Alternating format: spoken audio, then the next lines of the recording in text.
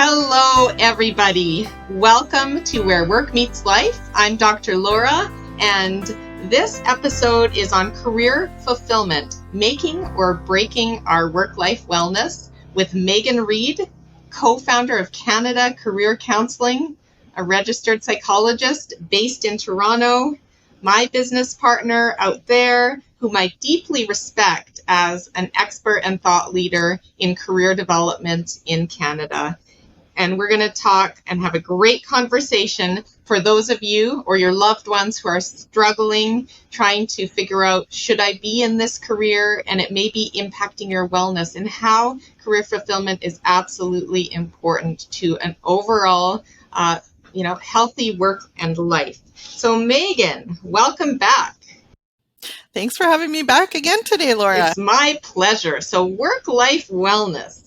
How do you define being well in work and life, Meghan? For me, I think it's about enjoying what I do, how I do it, and who I do it with. And I would say that is necessary in my work life and in my personal life. And it's really, waking up, looking forward to what's to come in my day. And then when I'm going to bed, feeling a sense of accomplishment or satisfaction about what's happened in my day. And I think that people who are dreading Mondays, it's a sign that, are you doing what you are meant to be doing, and are you fulfilled, right?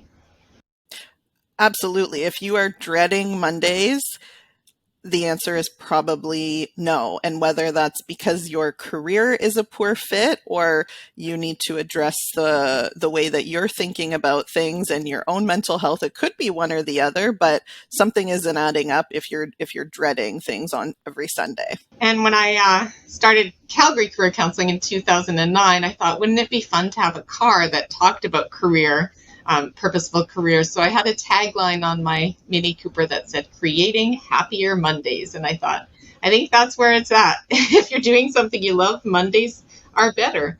So let's talk about career dissatisfaction or toxic workplaces. How do you see that impacting people's wellness, Meghan?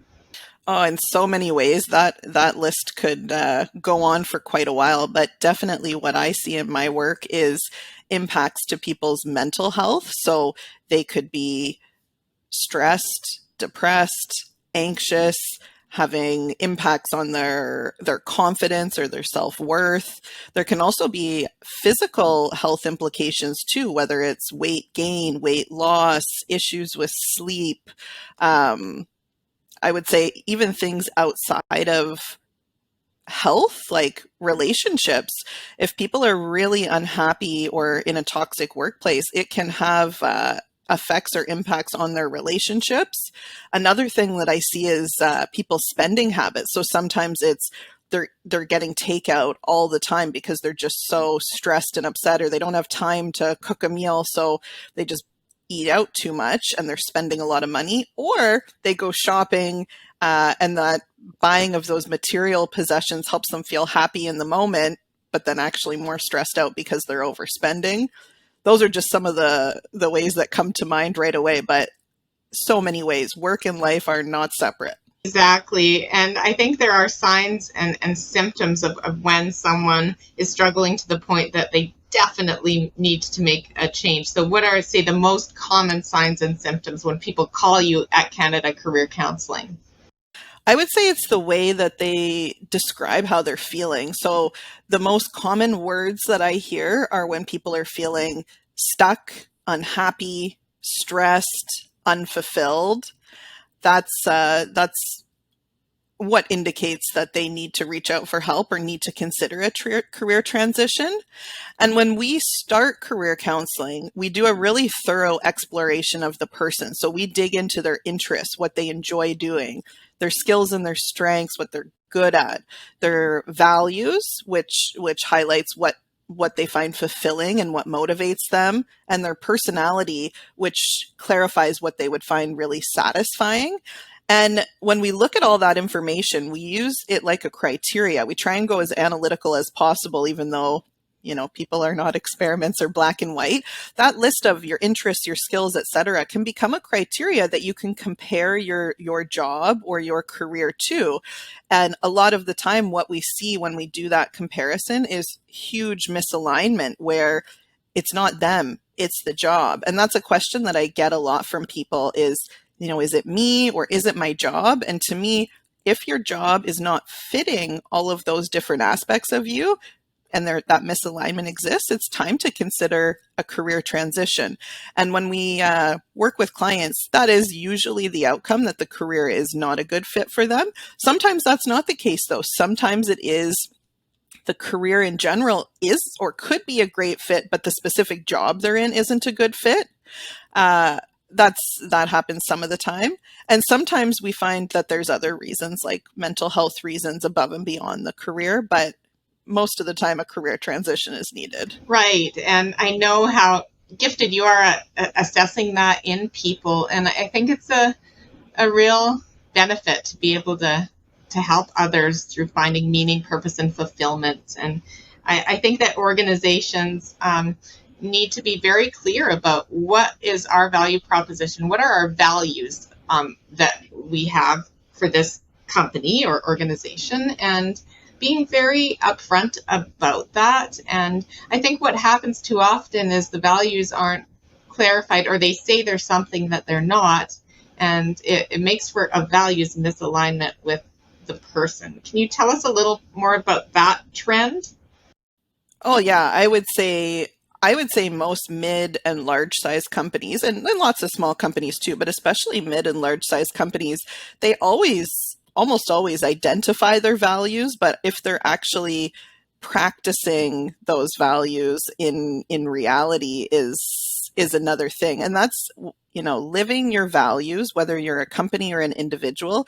To me, it's all about integrity. If you say you value work-life balance, but then your actions don't align with that, like you're sending emails as a boss at 11 p.m., it doesn't bode well for the rest of the organization. So I think it's identifying your values and then also clarifying, what does it look like to live and work in alignment with those values, and then moving forward like that. Very, very well put, Megan. So when it comes to you and all the challenges and problems that you might hear from people on a daily basis, how do you take care of your own work-life wellness and not let other people's stresses impact you?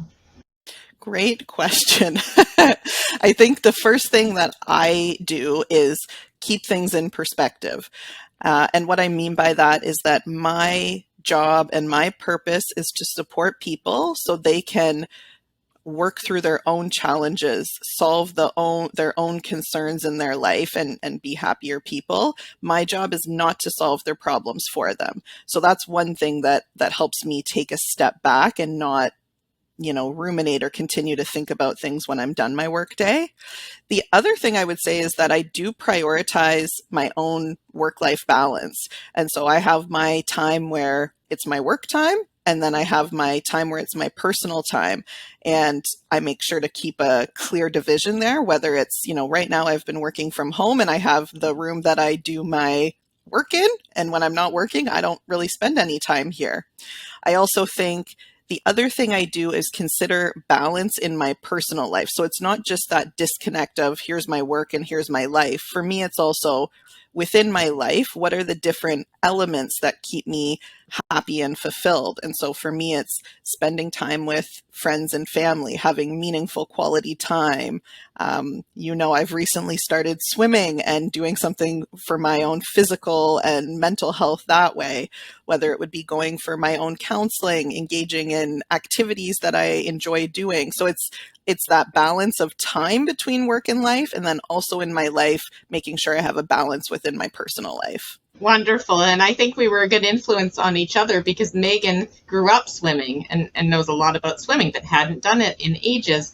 And me, I love swimming and hadn't done it in ages. Not that good at it, but it inspired me in talking to Megan to make a buddy system I'll take up swimming again too, because it's something different. It's a different part of your body than my usual culprits, which are squash and Orange Theory and weights and stuff. And swimming is just so healthy in a lot of other ways. Absolutely. And I think that buddy system is good, right? It's good to find a buddy to help inspire and hold you accountable. Oh yeah, I think it's all about accountability. I actually even had this conversation with a client this morning where she was feeling really burnt out from work, and so all she was doing was her work, and then everything else was put to the side. So she's like, I've been wanting to go grocery shopping for a few weeks and I haven't gone grocery shopping. I'm not doing my physical exercise. I haven't seen my friends. All I'm doing is working. And we talked about it. And the underlying element was accountability. At work, she has accountability, but in her personal life, she's the only one to keep her accountable. So we talked about that sort of system of whether it's me as her psychologist or somebody else in her personal life who can help keep her accountable for those personal things. Exactly. And was it you, Megan, that used to say when a client is suffering or struggling, it's back to basics? It's back to sleeping, nutrition, and activity. Was that you? I don't know if I used that exact phrase, but yes, that is my belief. Like with anything mental health or when anyone is struggling, stressed, anxious, depressed, you have to have the foundational pieces in place, which are nutrition, sleep, and physical exercise. Absolutely. And I think people think physical exercise needs to be the gym or something formal, but it can be the 10,000 steps a day thing, which I think is Absolutely. And if I go to, I hope this isn't anyone listening, but in the case that it is, when I've worked with clients who are severely depressed, their physical exercise for the day might be taking a shower and going up and down their stairs 10 times. Like it doesn't need to be big. Ideally, if you're in a better state or have better mental health, yes, something like going for a walk or playing with your kids or something like that would be preferred, but anything helps.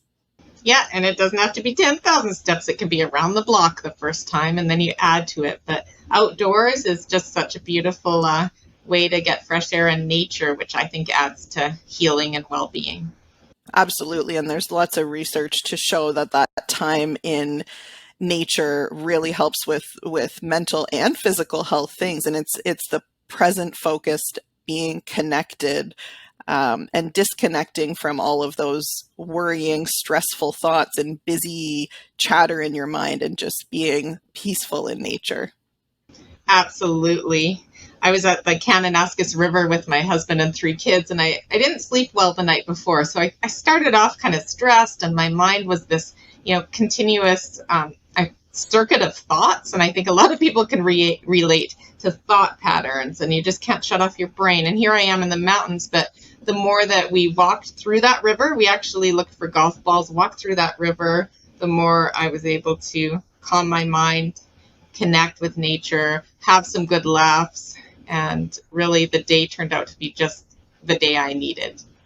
Mm-hmm. And especially living in a city like Toronto, oftentimes people want to say, well, there's not nature here. It's all cement and concrete. And that's not the truth. Like even with public transit in Toronto, there's a lot of parks where you can go. And if you're in that middle of the park, you don't see any buildings, you don't hear any traffic, and that's the place to go. If you can get out of the city and go do something cool, like go to Kananaskis or go hiking somewhere, that's even better. But there's always nature around. Yeah, so wonderful. So let's talk about resources that you recommend for people who are exploring their career development. I'd love to hear a book or two and a podcast that you'd recommend, or any other resources, Megan. So interestingly enough, I would say that there are many, many career development resources out there, but that isn't the first place that I would start if someone is considering a career transition. I would actually be more curious to understand what are the podcasts or books that they enjoy reading. Like I would want to identify their interests first before they start getting into the career resources. So for me, for example, in the morning when I'm getting ready, I always like to listen to something. And oftentimes it's on YouTube and it's like an interview of a person who's coming from a challenging life situation. That's just something that's interesting to me. And I'm learning about this individual story. And it's not about my own career development necessarily, but it identifies, yes, that's something that I'm interested in. And it does tie into the work that I do. So that's what I'd be curious about first, is what types of podcasts do people want to listen to? What types of books are appealing or interesting to them, whether that's a fiction or nonfiction genre? If somebody is, especially listening to this episode, wanting a career development resource, what I would recommend and what I really like reading is a newsletter that comes out from SARIC. So SARIC is the Counseling and Education Research Institute of Canada, and they have a newsletter that goes out. And what they do is compile sometimes it's articles that are written, or sometimes it's articles from other sources like Harvard Business Review or the Globe and Mail. And I really like it because it's a nice, easily digestible, here are the headlines, and then whichever ones I'm interested in, I can go in and read more information. But I find it really is up-to-date, useful career development information and concepts. And it really pushes past some of the rumors that are out there, or the beliefs or the messages that people have heard, and gets down into the real factual information that could be helpful for people. You know what? One other one that I would say, in addition to listening to things that touch on your own interests, the other thing I would say is I really recommend and I don't have a good source for it, but inspirational stories. Like when you hear about somebody else's transition, or how somebody else has gone through a change in their life or their career and how they went about doing it. I think it's really motivating and positive and interesting to hear those types of stories, but it can also give you some good tools or ideas, or help you build up the motivation to make a change like that in your own life. So that would be my other recommendation. I don't know if there's not a specific place I would go for that. I'm a big YouTuber, so I would just look on YouTube. But do you have a recommendation about that? Well, yeah, let me get back on that. Oprah, her Soul conversations, I find, have some really inspiring episodes on them, and that's my favorite podcast right now. So we'll definitely include that in the show notes for everybody. And certain of my episodes are definitely inspiring stories and finding meaning in your career and whatnot. So, and Canada Career Counselling, of course, there's some blogs and resources on Canada Career Counselling that we'll link people to. Yes. So, my next question I ask all guests is, if you didn't need to sleep and could use that time for whatever else you wanted to do or haven't been getting to, what would that be, Megan? So I love sleep. I love my bed. So I would not want to give up the sleep. Even if I didn't have to sleep, I probably still would, because I enjoy it.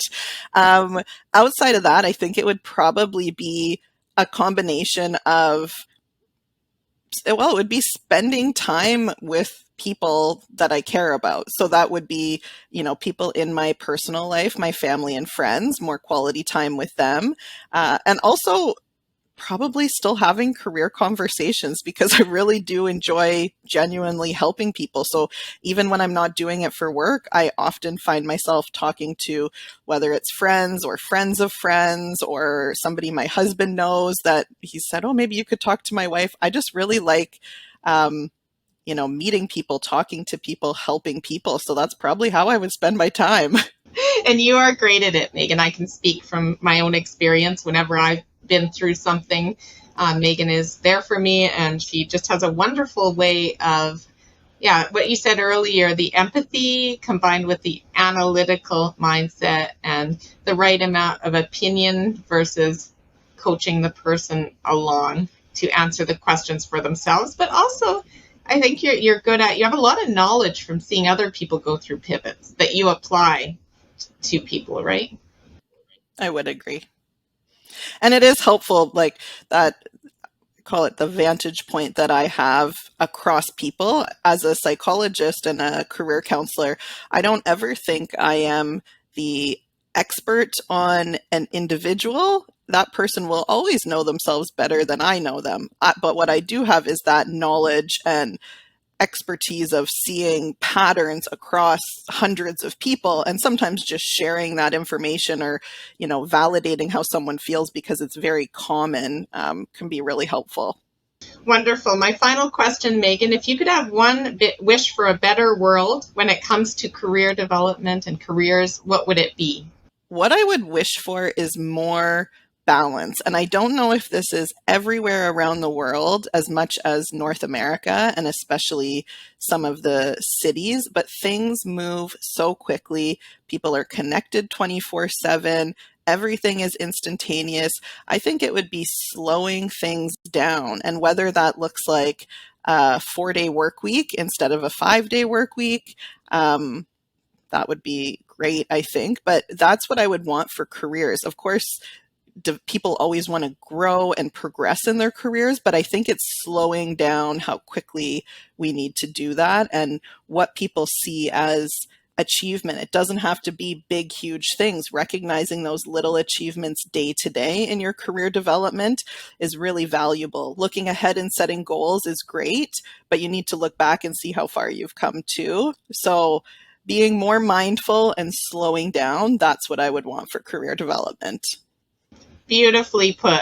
Wonderful. And I'm reading a book called From Strength to Strength, and it gets at that, how people are in search of constant achievement and external carrots that they're working towards. And then as they enter their third of life, right, those things no longer bring them the same fulfillment as they used to. And I think it's important to look at when we can find that balance of being and not just doing, and earlier on than the last third of life, ideally. Oh, yeah, I think it needs to happen even day to day. I know I've had the experience in my life where I've felt at times like, oh, I'm not doing enough. I have all these outstanding items on my to-do list. I have all these emails in my inbox, like I didn't get anything done today. And then, I'm sitting having dinner with a friend and I'm talking through all the things that I did. And it made me realize like, oh, wow, I actually accomplished a lot. I still have a lot to go, but I'll always have a lot to go. And I need to recognize and appreciate all of the things that I have accomplished. And I see that across my clients. It's really common that people feel that way, that they're not good enough. They're not doing enough. They need to work harder. They need to work longer. But when we actually sit down and talk about all the things they do in a day or in a week, it helps them realize, just like me, oh my gosh, I have done a lot of things and I'm doing great. And the expectations I'm setting for myself are not realistic. So I need to shift those expectations and then I'll feel a lot better. Beautifully put, and a good message for me to hear, actually, too, Meghan. So thank you. Thank you for being who you are, for making a real difference to so many people's lives in Canada and beyond, through all that you do and your thought leadership and your work with the media, and you're directly helping clients through these pivots. And I really appreciate having you on the show, Meghan. Thank you. It's been great to talk through these things. I always like the opportunity to reflect and to share information that could be helpful for other people. So thanks for speaking with me today. My pleasure. So if you like this episode, if there's your friends, loved ones, colleagues who could benefit, please share it with others. Ratings and reviews help me bring the podcast to more people. Sign up for my monthly e-newsletter on drlaura.live on the homepage there, full of resources, tips, the books that we're recommending, other podcasts and blog articles that you might find useful. And I hope that everybody stays well and has a wonderful fall. Thank you. Thank you for tuning into this episode of Where Work Meets Life. If you enjoyed this content, please rate and review the podcast, as that helps me get it out to more people. Visit my website at drlaura.live and sign up for my monthly e-newsletter full of tips and resources. Please engage with us on social media and check out the podcast summary for links to my psychology practices, Canada Career Counselling, Calgary Career Counselling, and Synthesis Psychology. Stay well.